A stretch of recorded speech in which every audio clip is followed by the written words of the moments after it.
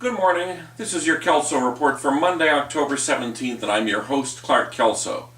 Great to be back with you.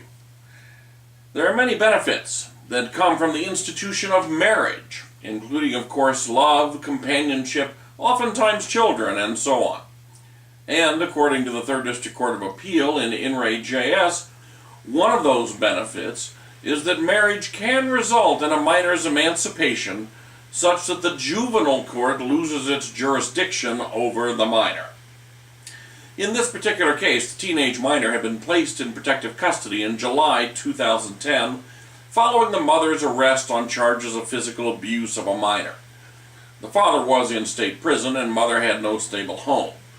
The minor was pregnant and wanted to stay in California to be with her boyfriend rather than join her siblings in Alabama.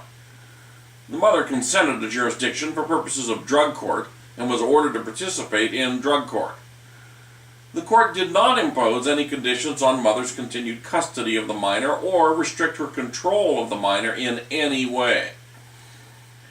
The Human Services Agency next filed a disposition report in September of 2010 recommending placing the minor in a foster care. The court then set a contested disposition hearing for December.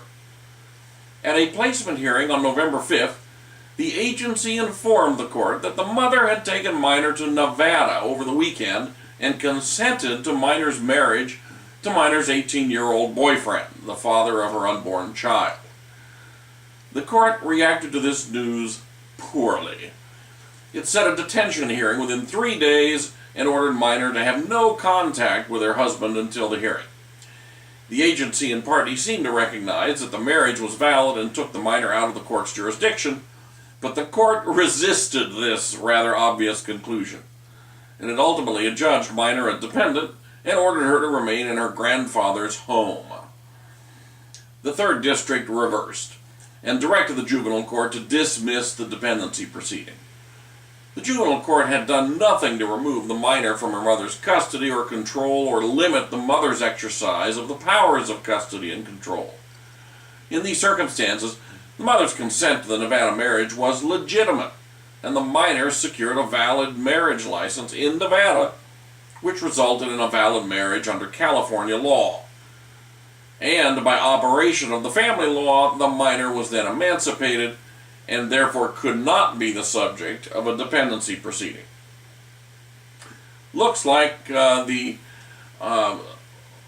groom and bride now can finally have their honeymoon without having to report back to the juvenile court.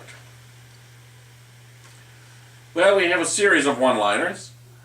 Our first one under criminal procedure in People v. Williams, where the 2nd District gave Penal Code Section 1018 a plain meaning interpretation, which meant that the defendant's motion to withdraw his no contest plea came too late.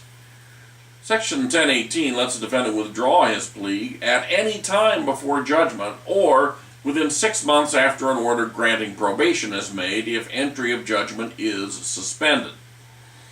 In the defendant's case, he was sentenced to probation, but entry of judgment was not suspended.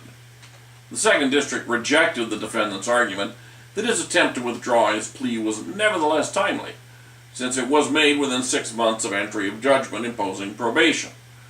But as the court noted, that argument cannot be reconciled with the plain language of the statute.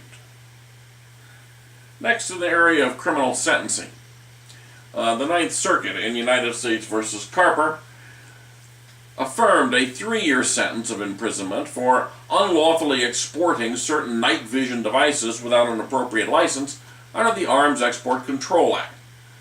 The trial court correctly followed the appropriate sentencing guideline dealing with exportation of arms, munitions, or military equipment without required validated export license, and correctly selected the higher base offense level, since the lower offense level applied only to small shipments of certain non-fully automatic arms, which did not apply to the night division devices exported by the defendant. Third, also in the area of criminal law, in People v.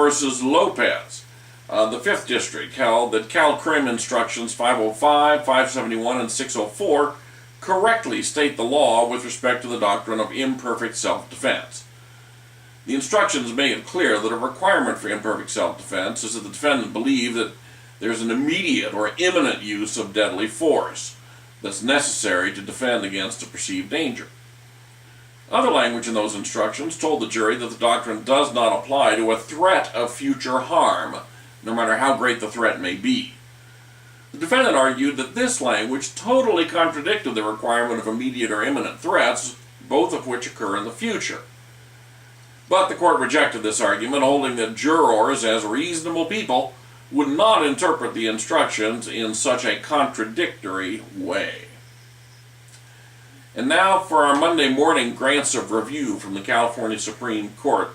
First, the court granted review in People v. Carbajal, a second district case where the court had held that the trial judge made the wrong choice in trying to help a jury understand how to make a multiple victim finding under Penal Code Section 667.61, a sentence enhancement statute.